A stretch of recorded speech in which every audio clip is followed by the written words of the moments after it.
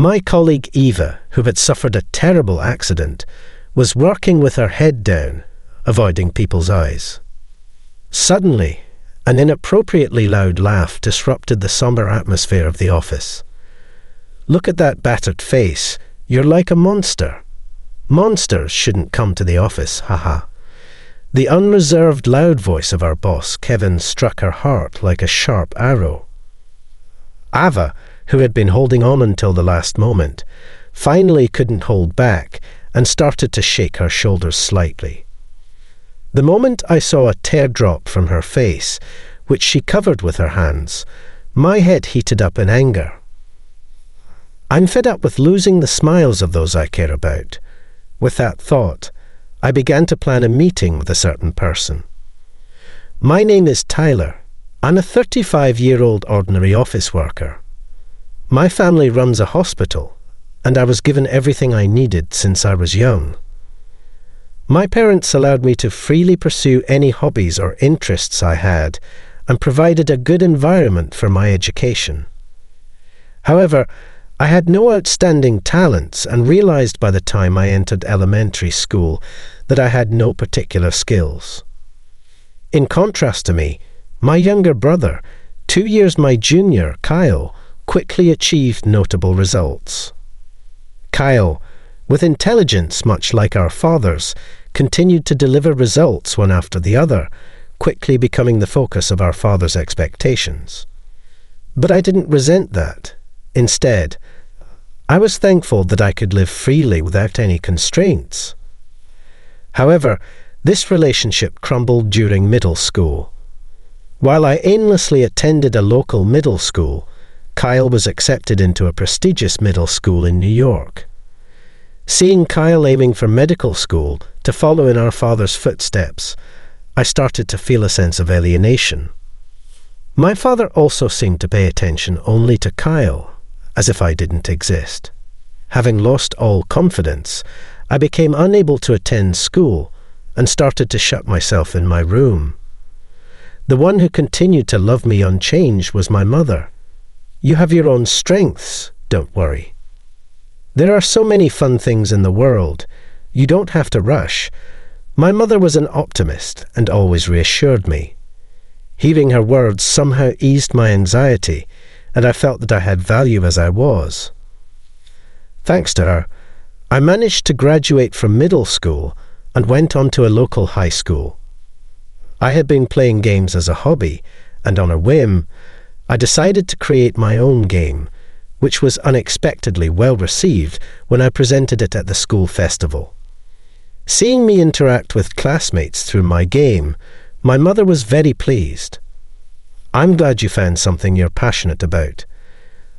I still clearly remember her smiling face when she said that. It was soon after that when my mother was diagnosed with a serious illness. The once cheerful mother grew thinner and lost her energy day by day. The treatment started, but it was only enough to slow the progression of the illness, not cure it. The medication made her lose a lot of weight and she lost her hair. Eventually, she couldn't live at home anymore and spent her days lying in her hospital bed. Just before she passed away, she muttered with a sad face, "Why me? I still want to live." The sight of my grieving mother was so painful that I wanted to look away, and it's deeply etched in my memory. Afterward, I became a working adult and joined a newly established game company, determined not to disappoint my mother in heaven. I dedicated myself to work every day. "Good morning, you're looking down again. Cheer up." The one who greeted me energetically was my colleague Ava. She was cheerful and friendly to everyone, brightening the atmosphere at work. Not only was her mood uplifting, but she was also highly skilled, having contributed to several hit projects as a programmer. Talented, action-oriented, and beautiful, Ava was indeed a perfect woman. She never got carried away by her abilities and always approached her work with seriousness, which I deeply respected. Ava, with her eyes sparkling, approached me just as I arrived at work. "Hey, I heard we're getting a new department head. I wonder what kind of person they'll be," she said. "Oh, that's right. Starting today, the new department head, an elite graduate from a prestigious university, was specially recruited from another company by our upper management." We were initially hopeful about the new department head's arrival, but within a month, we were fed up. The department head, named Kevin, was in his prime working years in his 40s. However, he seemed quite confident in himself and never tried to hide his attitude that he was superior in any situation.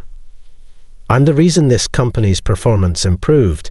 Stop complaining and just follow the orders." With an annoyingly loud voice and a pompous attitude, he ordered his subordinates around.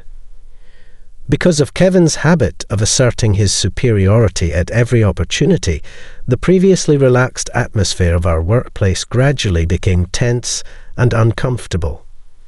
Kevin, without considering the situation on the ground, kept bringing in more work. As a result, the employees were forced to work tirelessly, ending up with daily overtime. Despite this, since the numbers showed an increase in the department's sales, the upper management praised Kevin. This led to a vicious cycle where Kevin's attitude became even more arrogant, and his unreasonable demands on his subordinates continued unabated. It would have been tolerable if he was competent, but when Kevin came along with me to meet a client, insisting on his superiority even there, it ended terribly. During the final discussions with the client, Kevin interjected, "What? You can't even handle this level of work and outsource it to us?" Kevin, as usual, looked down on the client with his condescending attitude.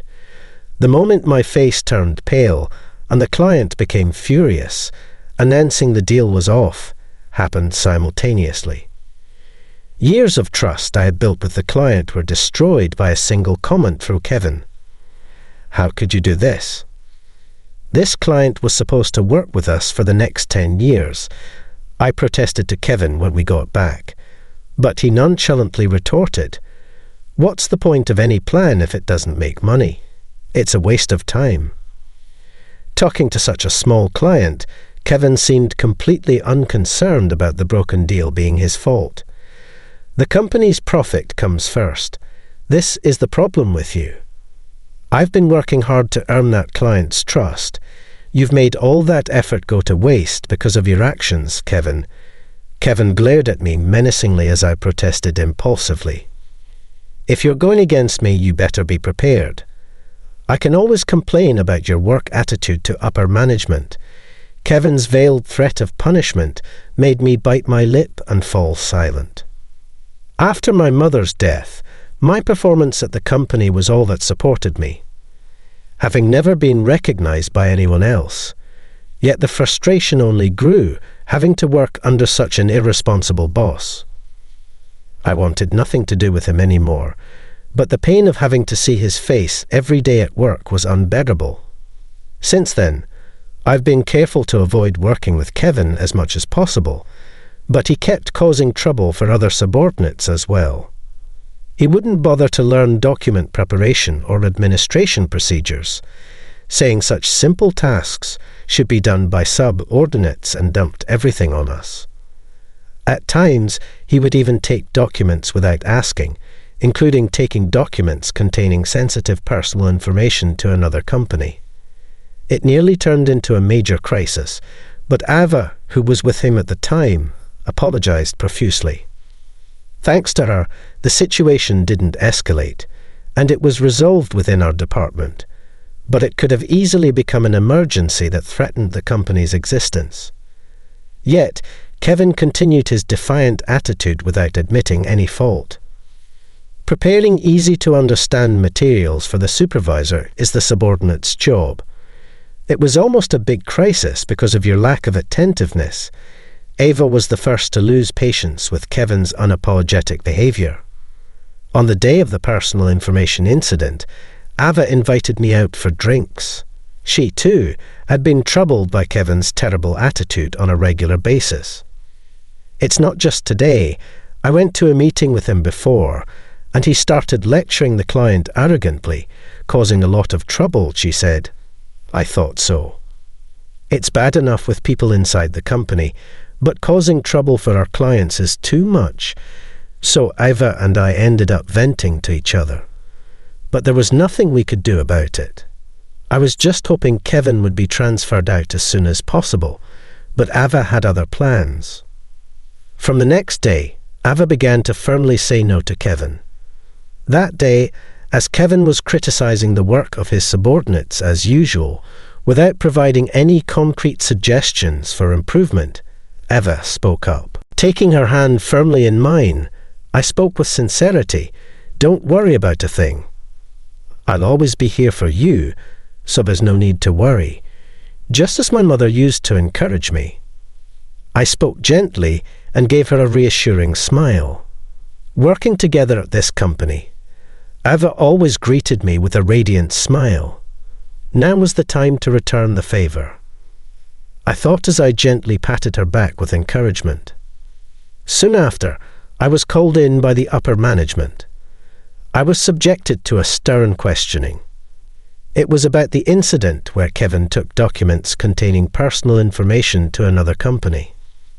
Somehow, the story had been twisted to suggest that it was not Kevin, but I who had made the mistake, and the management was grilling me. I had no recollection of such an event and desperately tried to explain, but no one would listen. Before I knew it, my transfer to a rural area was decided. All this happened just a few hours after my confrontation with Kevin. It was too well executed to be coincidental, and later an unbelievable truth came to light. Kevin had apparently been doing this kind of thing repeatedly in the past. Whenever he made a mistake, he would take his time to set up a subordinate to take the fall. He would fabricate all the evidence and then suddenly pin the blame on a subordinate, rushing the upper management decision to transfer or fire them before they could respond. This way, the blame for the mistake fell on an unsuspecting employee. Kevin planned to continue acting as a supervisor in the workplace, escaping any blame. The thought of being transferred because of someone else's mistake was unbearable. As I was fuming over what to do, I was called in by Nathan, who used to be my supervisor. Even if it was Kevin's suggestion, it's impossible for Tyler to do such a thing. But Kevin won't be satisfied with this situation as it is, Nathan said. It's frustrating, but we're currently devising a plan against Kevin. I'm sorry, but could you pretend to be transferred for a while? Nathan then suggested. I take some paid leave, having focused on work calls this time. I had about 3 weeks of vacation accumulated. Since Ava's accident, I had been working non-stop to fill the gap left by such a capable employee. Encouraged by Nathan's words to think of it as an extended break, I accepted the proposal. As I was about to leave the company, Nathan quietly informed me of something else. He mentioned contacting a certain individual. It was Harrison, the chairman of the group of companies overseeing ours. Chairman Harrison was often travelling around the world and rarely had the chance to return to America. But he was scheduled to come back to America soon, and Nathan would reach out to him on my behalf. Grateful for Nathan's arrangements, I decided to wait for the day I would meet Chairman Harrison. The first person I contacted that day was Kyle, now a respectable doctor, and having taken over our father's hospital.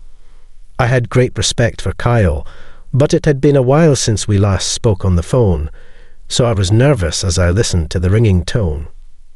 Tyler, it's rare for you to call me. Hearing the familiar voice that hadn't changed over the years, I felt the tension in my shoulders ease. I pleaded with Kyle for help, sharing with him Ava's situation. I told him about the injuries she sustained in the accident and my desire to heal the scars on her face as much as possible.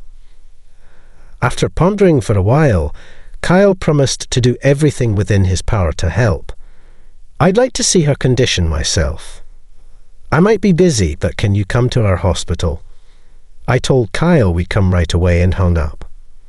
Ironically, thanks to Kevin, I had 3 weeks of paid leave and was ready to move at any time. I immediately contacted Ava and rushed to Kyle's hospital. I appreciate the thought, but are you sure they can treat me? The doctor I saw said it would be difficult without a highly skilled physician. Eva looked at me with a mix of hope and uncertainty. Besides, they said the good doctors are so popular that I couldn't get an appointment for the next 2 years. No problem. I'm sure it will be fine. The doctor she mentioned was probably Kyle. Kyle is a skilled plastic surgeon who has treated thousands of cases of scars, burns, and injuries. As the scars and indentations are carefully treated, the patient's expressions brighten. Kyle once said that seeing their smiles is the greatest reward of all. Supporting a worried Ava, we hurried to the hospital where Kyle was waiting in a consultation room. Kyle carefully examined Ava's facial injuries and nodded confidently. It's okay. There's no damage to the bones, and the damaged nerves around the mouth can be carefully repaired with surgical suturing.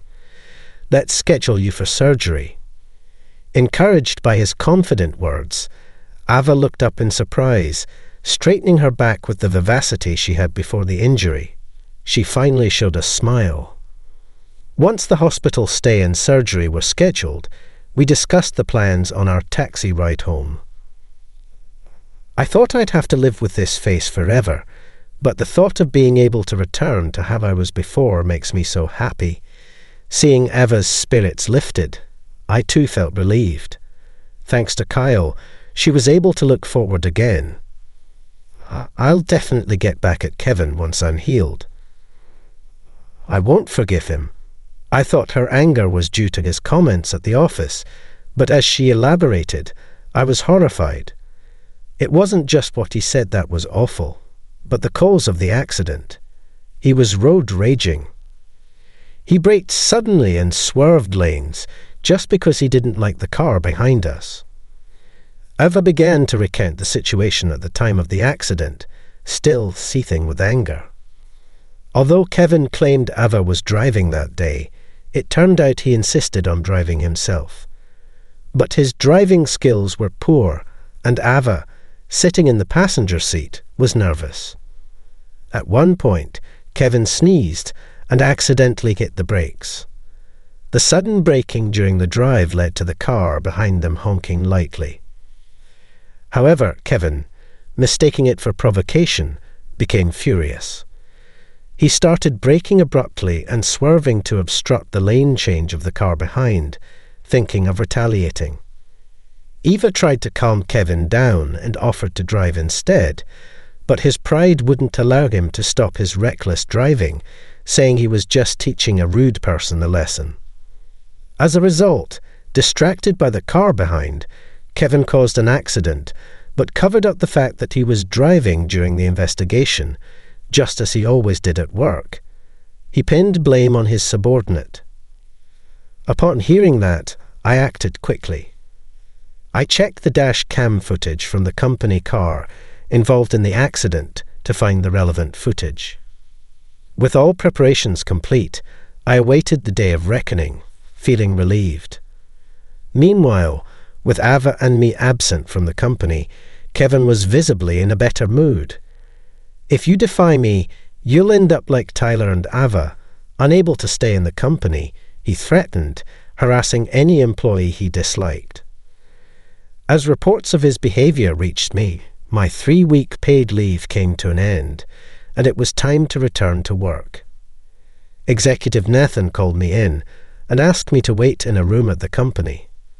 Chairman Harrison, who had just returned from an overseas inspection, was visiting the company, causing a stir since the morning.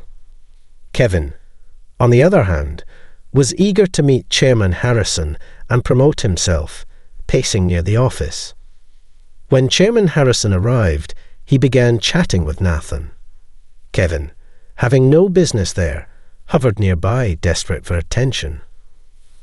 After about 10 minutes of conversation, Chairman Harrison turned to Kevin with a surprised expression as if he had just noticed him. "So, you're the famous Kevin I've heard about, an elite graduate from a prestigious university. I hear I've been told your department has seen a significant improvement in performance." "Thank you very much."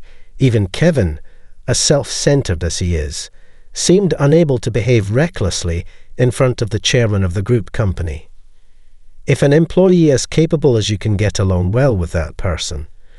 Chairman Harrison's words trailed off, leaving an air of expectation in the room. "I'm sure you'll achieve great results together. After all, that person is one of the most promising talents in our company," Chairman Harrison said, intentionally leaving Kevin puzzled. With an exaggerated gaze around the room, he then grew stern as he pressed on. "It seems my grandchild is nowhere to be seen here." Kevin, not knowing who he was referring to, started to sweat and panic. Chairman Harrison lowered his voice and interrogated him. "Your grandchild works at this company, Kevin." Trembling and sweating profusely at the menacing tone of Chairman Harrison's voice, Kevin was at a loss for words. That's when I, who had been waiting in the next room, made my appearance. Ignoring Kevin, who was staring at me in shock, I turned to Nathan. "Thank you for the 3-week break. It was very refreshing. I'm glad you could rest. Keep up the hard work." At that point, Kevin seemed to realize something as he stared intently at me. Then, Chairman Harrison approached me, starting a cheerful conversation. "I thought you might have been transferred out since you were gone," he said. "As if I could be transferred from a subsidiary company owned by my grandfather," I replied. Saying that, I slowly turned to look at Kevin. He must have been quite taken aback by the unexpected turn of events. His eyes were wide open, and his mouth was moving silently. In fact, this group company founded by my grandfather operates in a wide range of fields, from the hospital where my father and Kyle work to the management of my game company, I continued. However, I had joined this company without using my family's connections, so only the president and Nathan knew this fact.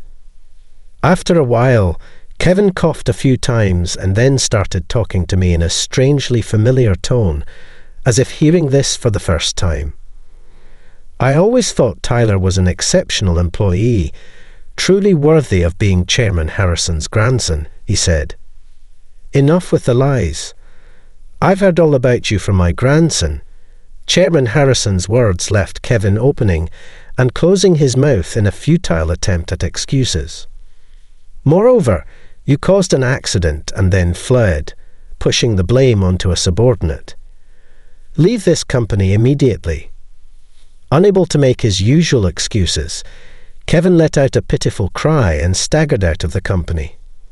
Afterwards, the company submitted the dash cam footage to the police. Our company's dash cams recorded not only the front and rear of the vehicle, but also the interior. The footage clearly showed Kevin's reckless driving at the time of the accident. Kevin, having caused the accident, had the paramedics set Eva away first. Then he falsely reported to the police that the severely injured Ava was the one driving. Normally, such a thing would be difficult to cover up, but it turns out Kevin's uncle holds a significant position within the police force and tried to sweep it under the rug. Apparently, his uncle also found it inconvenient to have a relative involved in a scandal, and Kevin had been let off for minor offences like parking violations in the past. He must have thought he could hide this accident as well. Kevin's cowardice in engaging in reckless driving and then trying to pin the blame on Ava outraged the employees. Ava, unaware of these details, was quite shocked to learn the truth. Preoccupied with her facial scars, she never dreamed she would be made responsible for the accident. It was all a part of Kevin's despicable scheme to evade responsibility. As a result, Kevin was arrested by the police with evidence against him and his attempt at malicious evidence tampering. He was expected to face severe punishment. The last time I saw him, Kevin had lost the confidence he once had and looked gaunt and pale, a shadow of his former self. I hope he spends the rest of his life facing up to the crimes he committed and doing his best to make amends. Afterwards, I visited Eva post-surgery to support her through her recovery. Though she may not have returned completely to her former self, she now smiles at me without hiding her face. Her bright expression was just like the Eva I knew before. I've never been more grateful to have a skilled plastic surgeon as a brother. Furthermore, Eva's surgery led me to reconnect with my family from whom I had been estranged. To my surprise, my father and Kyle had purchased the games I was involved in. "Your games are really interesting," Kyle said, the skilled plastic surgeon engrossed in my creation, which brought a laugh to my lips. Feeling previously alienated, I now realized my family had always been waiting for me despite my avoidance. This connection was all thanks to Ava. Now Ava's beauty has fully returned to her face. "Tyler, you're my saviour." "Thank you so much," she said, extending her hand, which I gladly took. As we looked into each other's eyes, we both smiled, our cheeks relaxing in unison.